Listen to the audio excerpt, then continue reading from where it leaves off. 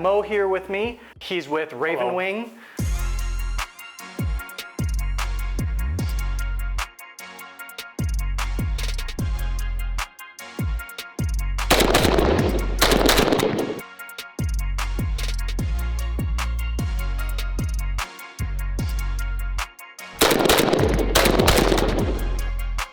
Raven Wing is an LA-based training company. He is from the dirty streets of LA, as am I.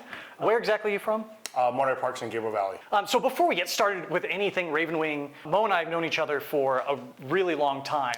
8 years now? Yeah, something like that. 8 Something years? like that, yeah. Why don't you just tell them a little bit about how we met? We met with a company that I actually don't say the name of because I don't want to give them any advertisement whatsoever. It's just not necessary, right? You're never going to get anything from them. And yeah, that's kind of how our friendship started, right? With working at that company that shall not be named, Voldemort. Super glad.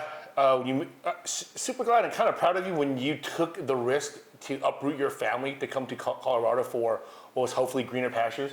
Because let's be real, like LA market is it's just shit for everything. Yeah, and literally greener pastures. Yeah. I mean, it's beautiful out here. You've all seen the range. Especially this area for sure, yeah. It kind of, you know what it looks like to me? The Windows XP stock screensaver. Oh, dude, it does. Right? Dum, dum, dum.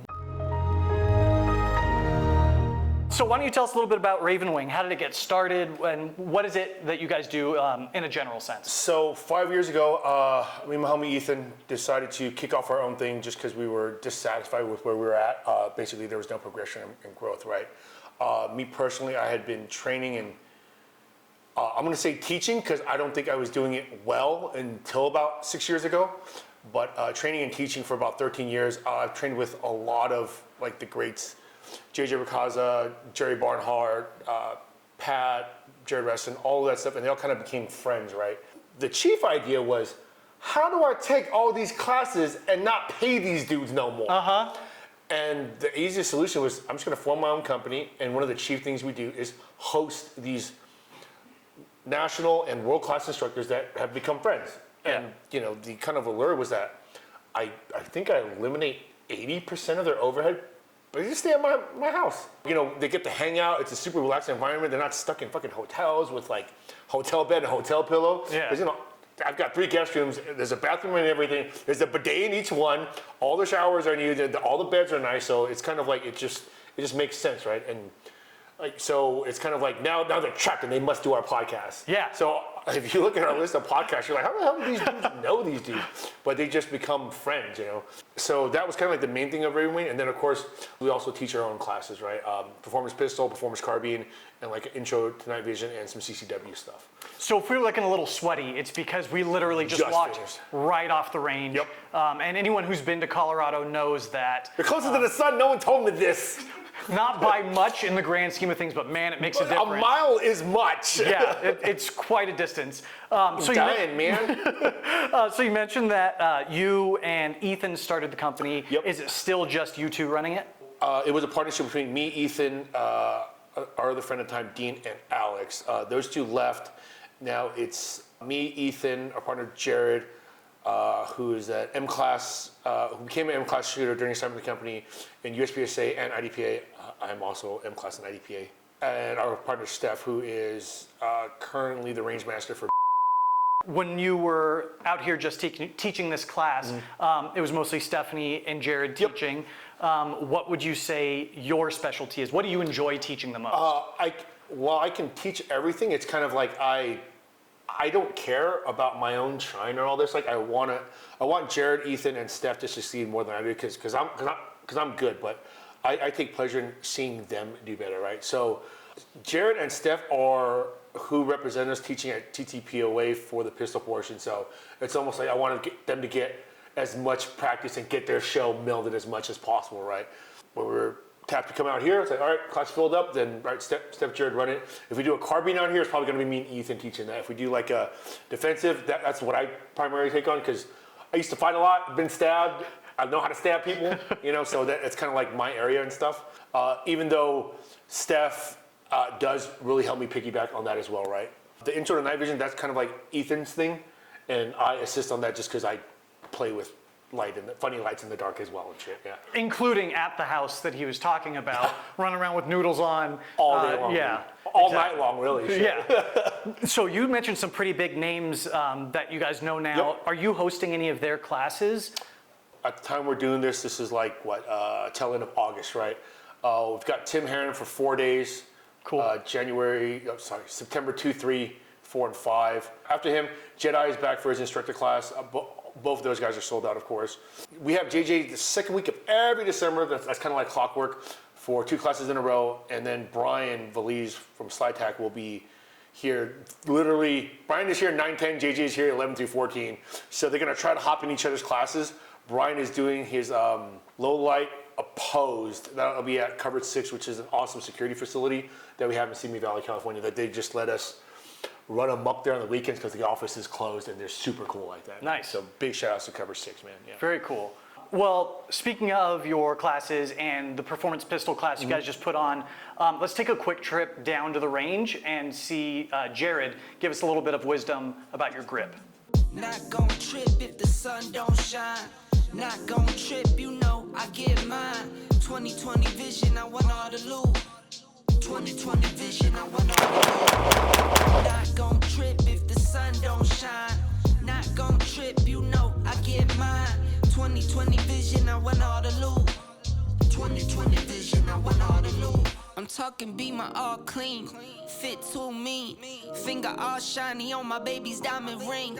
I was on a I'm here with Jarrod, and I wanted him to give you a quick tip on what he was telling us about how important pinky pressure is. Jarrod, why don't you take it from here? Yeah, for sure, Nick. Thanks, man. So one of the things that we talk about is when you fire a gun and it's under recoil, the first piece of the gun that moves forward is actually the front of the bottom of the grip. And so if you think about controlling a fulcrum, which is essentially what happens on a gun when it's under recoil, you use a lever the furthest point away from the fulcrum to create the most space. So one of the things when we see people and they're shooting and their shots start to walk up, it's because as they're riding the recoil, we're really not focusing on the right pressures in our grip in the right places of the grip. So one easy way to remember, especially for folks that are sort of new and learning to shoot long strings of fire, is how much pinky pressure you want to put in. I'll demonstrate it for you real quick. So with no pinky pressure, I'll start to walk the gun up a little bit. So 4 shots, they all climb the A zone and into the head. If I apply a little bit more pinky pressure and really cinch in my left hand, all 4 shots right where I want them to go, right in the center of the target. So, Mo, you were also recently on the TFB Behind the Gun podcast with cool. Luke. Yep. Luke's a cool guy, one of the hardest workers I know over at TFB. But you mentioned something specific that I've thought about a lot lately, which is the next evolution of sighting systems being integrated dots that are already integrated into your firearm. How do you see that playing out? Honestly, probably within the next somewhere between the next 5 and 10 years, there will be a company that will be releasing their pistol platforms with some type of red dot optic or holographic optic that is already integrated into the slot. It's weird because like we saw that in video games, like fucking Borderlands or something like years ago. I was like, oh man, that'd be dope if it was on a real gun. And then dots kind of became a thing in, goddamn, 2013, 2014 is when you started seeing like the Rolling Special coming out from ATEI, and guys really starting to put like the RMR on pistols. So it's just like cell phones. You know, at one time this was just some Star Trek shit, and now like you have more computing power on your wrist than the sum of humanity up to like 2005, right? Most of the homeless people near where we live have smartphones. Yeah, Like exactly. they're everywhere. Now, so this has existed before on rifle platforms, like G36, stuff like that. They're optic in the sense that it was like a magnified piece of glass, but I don't know if it was like a battery or some type of energy-powered device and shit. Right? Yeah, and now we literally have dots powered by the sun. By the thing that was trying to kill us earlier today. Yeah. Do you see it where you have collaborations like Glock and Trijicon make a slide together, or is Smith & Wesson going to release their own dot integration? Like, are they going to step up their electronics? All of the above. All of the above. And it'll just be one of those like who can get it to work. I don't want to call it arms race because arms race is too grandiose of a term. Yeah. But it'll be like hopefully the next technological evolution of like the pistol sighting systems, right? Or maybe even bleed over to carbine sighting systems as well, right? I think it'd probably be foolish not to do it in conjunction with the makers of these things that do it so well already. But big company politics come into play, right? Like we'd rather do it our own and reap all of the profits than share with whatever, right? Even though that would probably be the better product since they already know what they're doing. They have all the math down with the G-forces of this, that, and what happens. Yeah. But it'll play out however it play out, but I do think within the next 5 or 10 years, that's something we're gonna see, and I'm actually pretty excited about that. And do you think any of them are going to do something as super cool and tactical as the biohazard reticle that EOTech put out? Yeah, as long as there is a market for it, it will happen, right? If everyone was, yo man, I need that Hello Kitty reticle, like They're out there. probably Springfield or Smith and Wesson would have come out with it, you know. Yep. And it probably would have been like $300, and as long as enough people buy it, it'll stay on the shelves. You could have different reticle colors for each Teletubby reticle. Yeah, all of that Right? shit. I want Tinky Winky today. I like don't that. even know what a Tinky Winky Yeah, they were, is, what bro. were their names? Tinky Winky. It's because you have kids and I don't, and I'm another reason They're not why watching I'm that. glad I'm single. Yeah, they're not watching that. No, I'm pretty sure I don't want them to know anything about the people in those suits. Well, why don't we grab Ethan, and he can talk to us about some of the shotgun stuff he's been doing too. Okay, cool. Yep, come on down, Ethan, with the look of surprise on your face.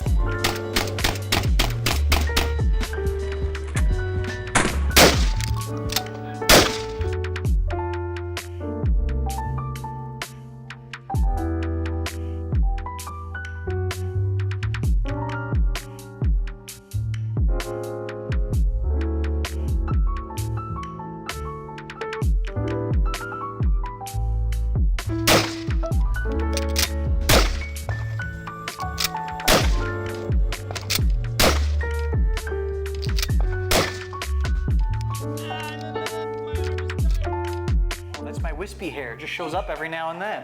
Thank I you, have sir. those too. I have like this. Are we rolling? We better be. Yeah. I also get weird wispy hairs.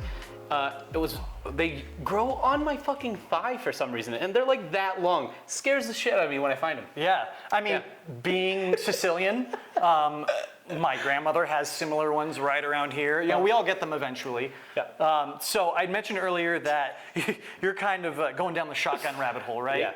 Yeah. So what have you been doing with that? What have you been playing with? What kind of So- techniques? Like how it all kind of had started for my 30th birthday. I'd asked my dad if like we could start like working out together and like getting into shape and stuff, like instead of this shape. And he was like, fuck that. No, we're gonna get you a shotgun. I'm like, All right. okay, like I'm not gonna say no to that. Yeah. So it was like, just find whatever you like, because I know you're super into all this shit, and like obviously you own this business, and like we'll just pay for it. And I'm like, all right. So Nice. of course I was like, it's gotta be a LTT 1301. Like of course, man. Like you can't do better than that. Nope. Currently in where shotgun technology is, I really don't think you can get better than the 1301, especially then on top with all the accoutrement from LTT. As soon as I got a hold of it, and I got like those bees bullets, like snap caps things. Oh, you know? yeah. I just was obsessed. Just dry firing the shit out of this fucking 1301. And a huge part of our foundation is just like staying the fuck in our lane. We don't teach tactics. We don't teach like CQB. We don't teach you how to fucking do this or that. Like we do a little bit. We get close to the line in our defensive handgun, concealed handgun class, because there's so many, like with the flood of all the applications and people Yeah. who are getting CCW permits in Los Angeles. We want to have people be the most prepared that they can, you know? So we wanted to offer something that was specifically about AIWB, et cetera. So like, we do not cross over into shit that does not like apply to us. I was never a cop. I was never in the military.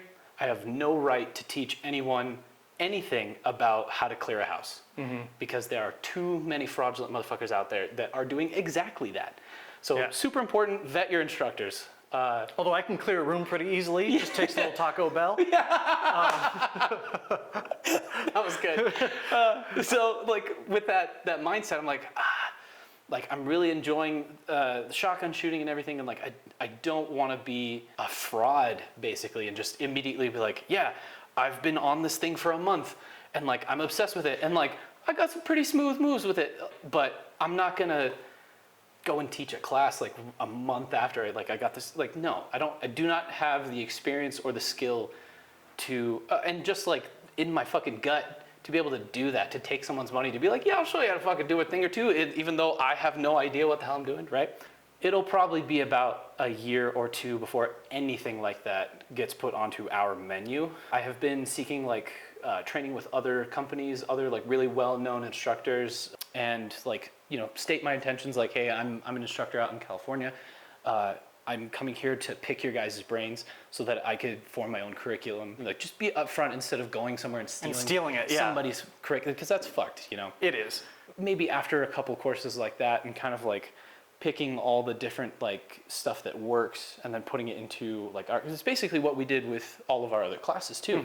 Like our performance handgun is an amalgamation of all the best instructors from around the country and all the little bits that just work so well with their blessing, you know, because the one huge important thing that we constantly talk about is, and this is directly from Scott Jedlinski's mouth, is giving credit where credit's due, you know. And so we talk a lot about his techniques, we talk a lot about Tim Herron's techniques, we talk a lot about JJ Rakaza's techniques, but we always say, this isn't our original stuff, we don't come up with none of this. This is from JJ Rakaza, this is from XYZ, you know. So. And that's one of the things in general with the firearms industry that can be really frustrating is the level of perceived competition. Yeah. There is room for all of us, Yeah. right? You're not going to go to your class and learn the exact same things you would in someone else's. There's Sure. something to Yeah. take from everybody. I mean, I heard Jarrod say at least 3 times during the performance pistol class we just took, this is a technique I learned from Yeah. Bob Vogel or Yeah. from JJ. You know, giving that credit is important.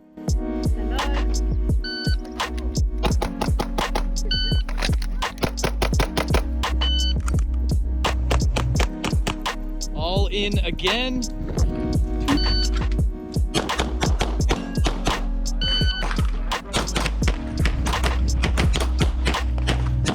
You may recognize this very handsome fellow from the grip tip that he just gave you down on the range. This is Jarrod. Jarrod, thank you for stopping by and trying to sit at this table with me. I know we're all very sweaty. It's all good, man. Yeah, Thank you for having us. Of It's course. Such an honor to be here. Thank you for coming out. I'm sure you have figured out that we are in Colorado and they came all the way from California just to teach this class. We really appreciate it. I'm glad you got to see this beautiful state. It's gorgeous, man. Love it But here. you've been doing a lot of traveling in general, right? On the competition circuit. Yeah. Why don't you tell us a little bit about that? Yeah, man, it's been amazing. So I started shooting competition the end of 2020, December of 2020. I made masterclass in carry optics in October of 22, so like just under 2 years. And I've been trying to get out to as many major matches as I can, which are usually out of the area. There's a couple in Southern California. So like last year I went and shot Carry Optics Nationals, which was in Talladega, Alabama. Cool. And then earlier this year I traveled to Texas and shot Dragon's Cup, which is absolutely in the middle of nowhere. Like literally the middle of nowhere. We decided to drive. It was like 21 hours. Terrible idea. I'll fly next time.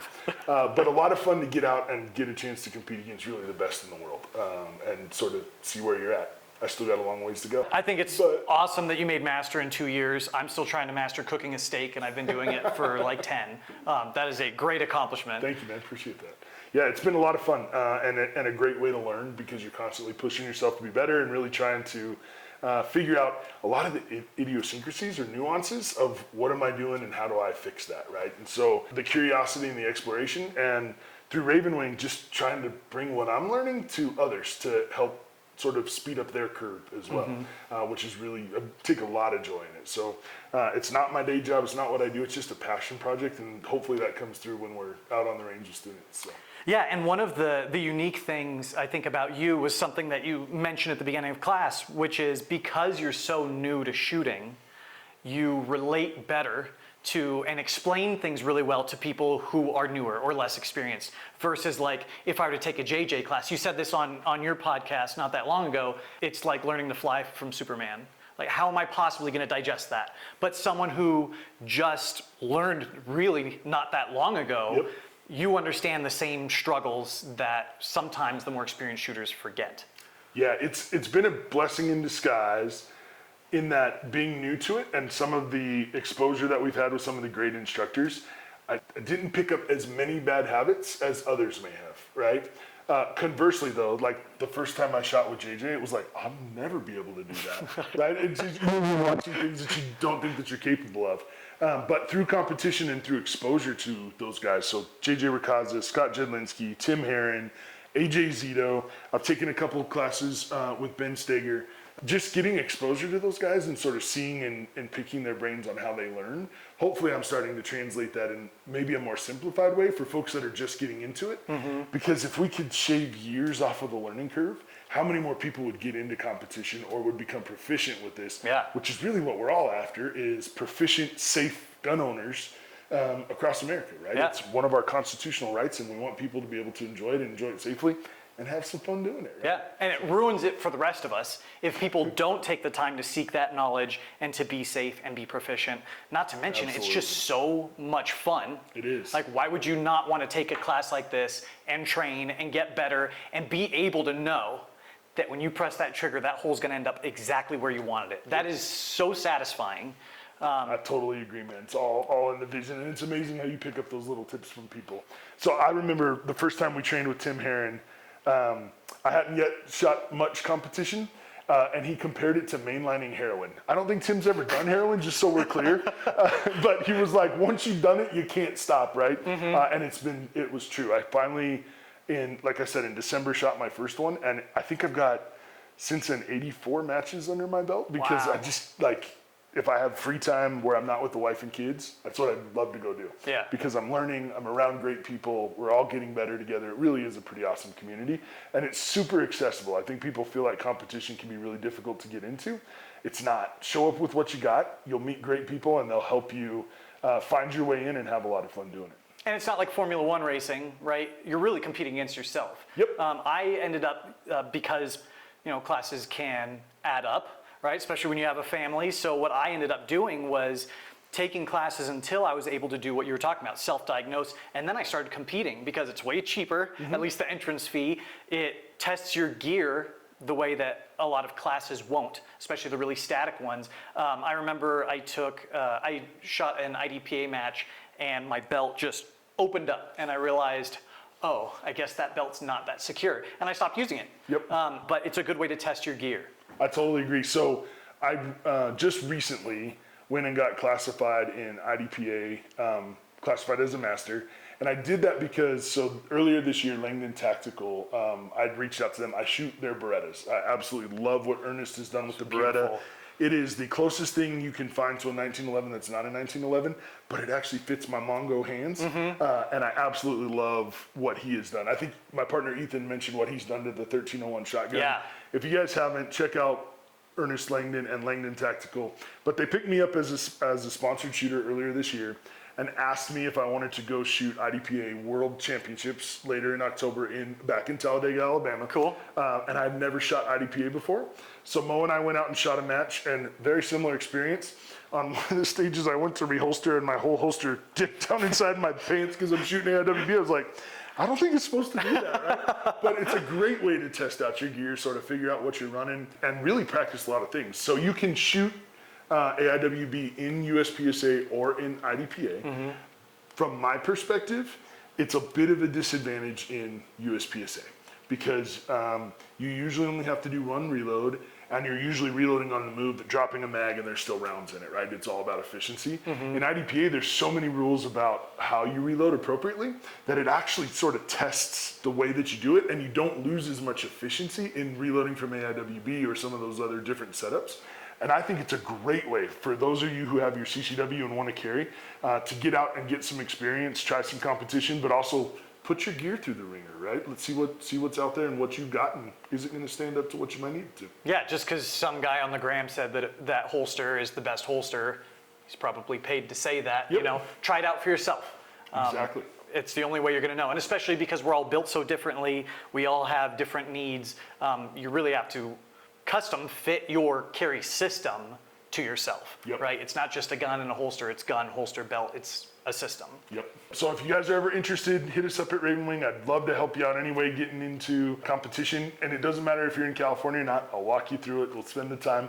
But really encourage you guys to get out and try IDPA, try USPSA, come take a class with us. There's a lot of good folks out there. Well, thank you, Jarrod, for stopping by, and thank you to all the folks at Raven Wing and also all the students who are out there Yeah, learning. Thank you guys. Yeah, my wife being one of them, she did great. I'm very proud of her. It was a great class. Cleanest reload I saw today. Not even exaggerating. No, it was absolutely beautiful.